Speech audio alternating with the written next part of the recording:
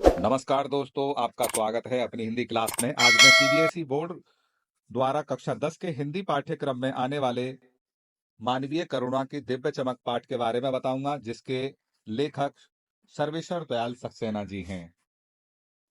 संस्मरण विधा में लिखित मानवीय करुणा की दिव्य चमक नामक पाठ के माध्यम से लेखक सर्वेश्वर दयाल सक्सेना ने फादर बुल्के से संबंधित स्मृतियों अर्थात कुछ यादों पर प्रकाश डाला है।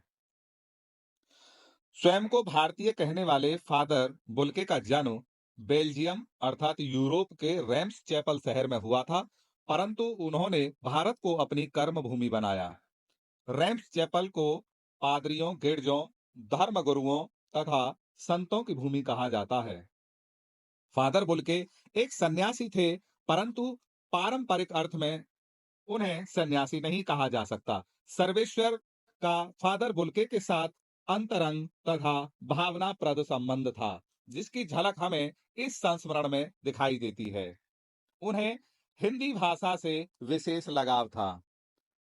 फादर बुल्के की मृत्यु जहरबाद अर्थात गैंग्रीन से हुई थी। गैंग्रीन को एक तरह का जहरीला और कष्टदायक फोड़ा भी बोला जाता है। लेखक को इस बात का बहुत अफसोस हुआ। लेखक के अनुसार जीवन भर मिठास बांटने वाले साधु पुरुष को यह बीमारी नहीं होनी चाहिए थी।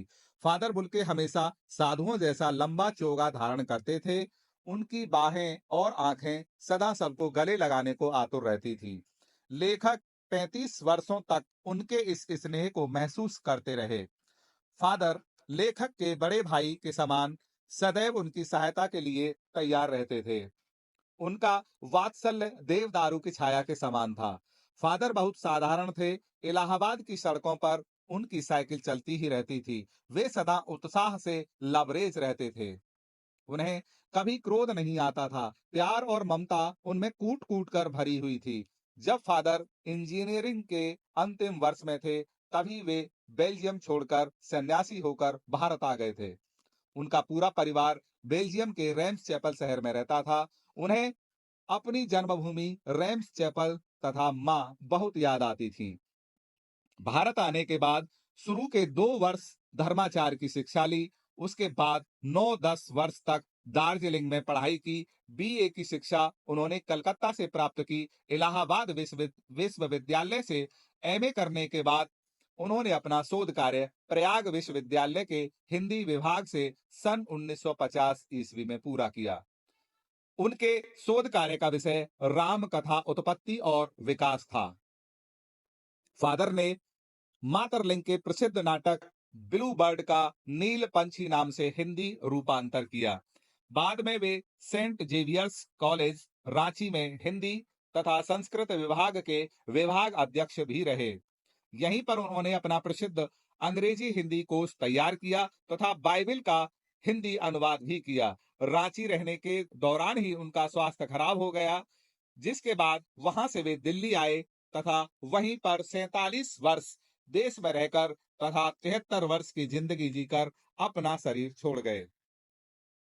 फादर बुल्के केवल संकल्प से सन्यासी थे, मन से नहीं। वे जब किसी के साथ एक बार रिश्ता बनाते थे, तो सदियों बाद मिलने पर भी उसकी गंध महसूस होती थी। वे दिल्ली आते थे तो हर हाल में लेखक से जरूर मिलते थे।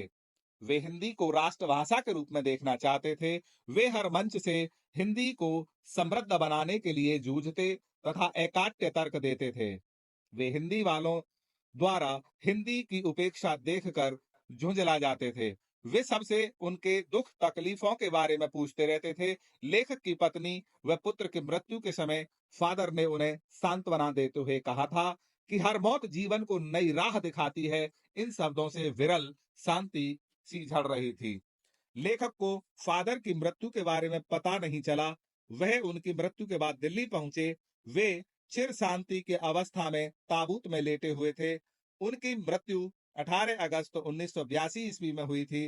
दिल्ली में कश्मीरी गेट के निकलसन कब्रगाह में उनके ताबूत को एक नीली गाड़ी से कुछ पादरी, रघुवंश जी का बेटा और उनके परिजन उतार रहे थे।